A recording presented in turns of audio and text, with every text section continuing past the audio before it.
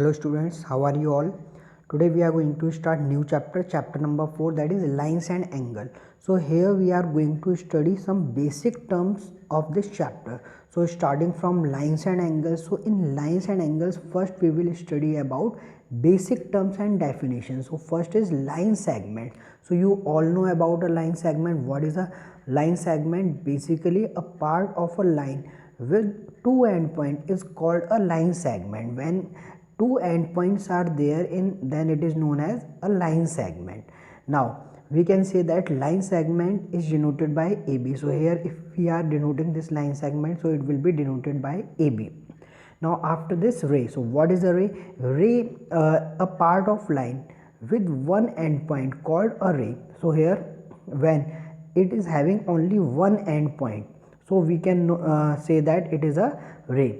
So here ray is a type of line which have only one starting point and there is no end point. For example, sun ray. So any ray is having only one starting point. So we can say the ray AB is denoted by, so here AB is denoted by, we can say like this is AB. So in this way we can denote this line or ray. Now after this, collinear point and collinear, so non-collinear. So here what are point? Basically if three or more than 3 points on the same line, then they are known as collinear point, otherwise they are non-collinear. Means when 3 or more points are there on a single line, then we call it as collinear, otherwise we call it as non-collinear. For example, here PQR is collinear, but when we talk about this A, B and C, these are non-collinear points.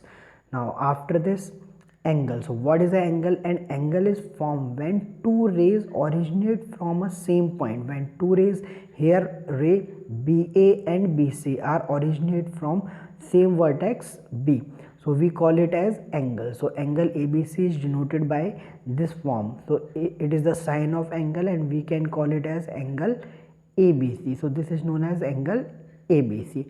So these are the angles. Now after this, types of angle. Basically what are types of angle?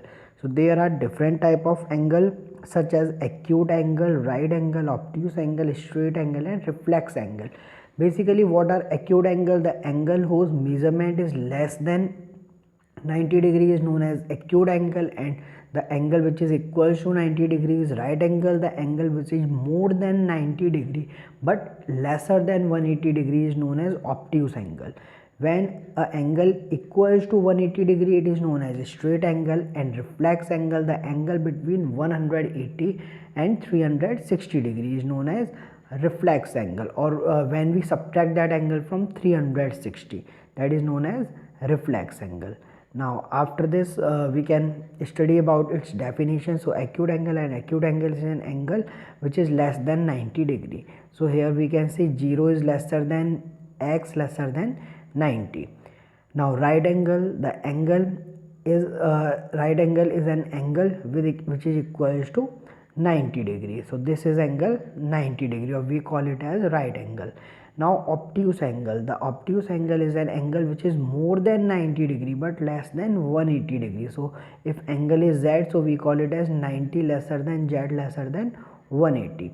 Now after this, straight angle. So what is a straight angle? A straight angle is an angle which is equals to 180 degree. The angle which is equals to 180 degree is a straight angle. Now reflex angle. So the reflex angle is the angle which is more than 180 but lesser than 360 degree. So this angle will be reflex angle. Now after this, complementary angle. So two angles whose sum is 90 degree are called complementary angle. For example, suppose we are taking one angle is 50 degree and suppose other angle equals to 40 degree, then 50 plus 40 equals to 90 degree. When the sum of two angle equals to 90, then it is known as complementary. Now supplementary, so two angle whose sum is 180 is called supplementary angles. Now after this, adjacent angle. Basically what are adjacent angle? Two angles are adjacent if they have a common vertex. So we call two angle as adjacent when they are having common vertex, a common arm, and their known common arms are on the different side of the common arm. For example, here angle ABD and angle DBC are adjacent angle. Ray BD is their common arm and point B is their common vertex. So ray BA and ray BC are known common arms. So here AB and BC, these are known common arms, but BD is common arm for angle ABD and angle DBC. So these angles, angle ABD and angle DBC or CBD, are known as adjacent angles. So we call it here angle ABC equals to ABD plus DBC.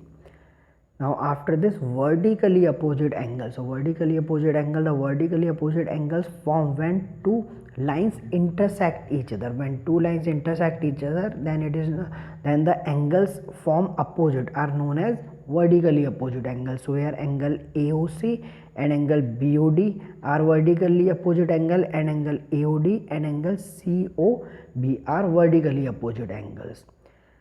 Now, so we can say that the two line AB and CD intersect each other at point O. Then there are two pairs of vertically opposite angle. One pair is angle AOD and angle BOC, and other pair is angle AOC and BOD, and these angles are equal. Vertically opposite angles are equal. We also call it that vertically opposite angles are equal to each other.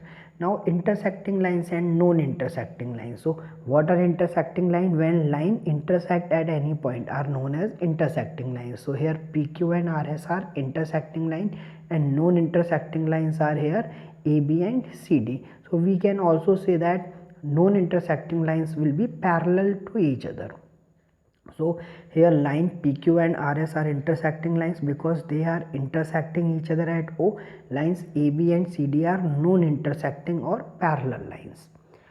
Now after this, pair of angle. So pair of angles, linear pair of angle. First we study about linear pair of angle when the sum of angles equals to 180. So when the sum of two adjacent angle is 180, then we can say that they are called linear pair angle.